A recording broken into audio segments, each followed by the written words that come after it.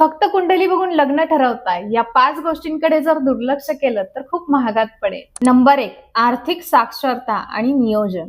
कुंडलीत धनयोग असला तरी जोडीदाराची पैशांबद्दलची वृत्ती काय आहे? तो उधळा आहे की कंजूस? त्याच्यावर कोणतं कर्ज आहे का? लग्नानंतर खर्चाचं नियोजन कसं असेल? पैशावरून होणारे वाद हे घटस्फोटाचं मुख्य कारण आहे.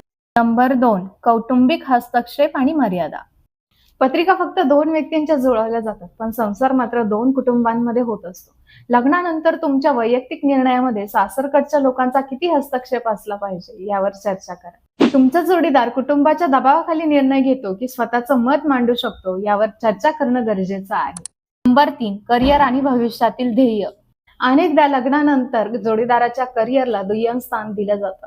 लग्नानंतर बदली झाली किंवा परदेशात जाण्याची संधी मिळाली तर काय यावर चर्चा होणं गरजेचं आहे. करिअरच्या मुद्द्यावरून झालेला विसंवाद नात्यात कटुता आणू शकतो.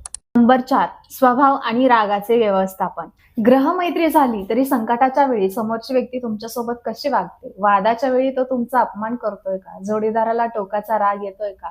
स्वभावातील हिंसक प्रवृत्ती आणि संशय हा कुठल्याही कुंडलीने दुरुस्त करता येत नाही. नंबर 5, मुलं आणि कौटुंबिक जबाबदाऱ्या. मुलं कधी हवी आहेत? घरची कामं कशी वाटून घेणार? आधुनिक जगामध्ये घरच्या जबाबदाऱ्या घेणं हे दोघांचंही कर्तव्य आहे. कुंडली फक्त योग सांगते, तो योग सुयोग बनवणे हे तुमच्या हातात असतं.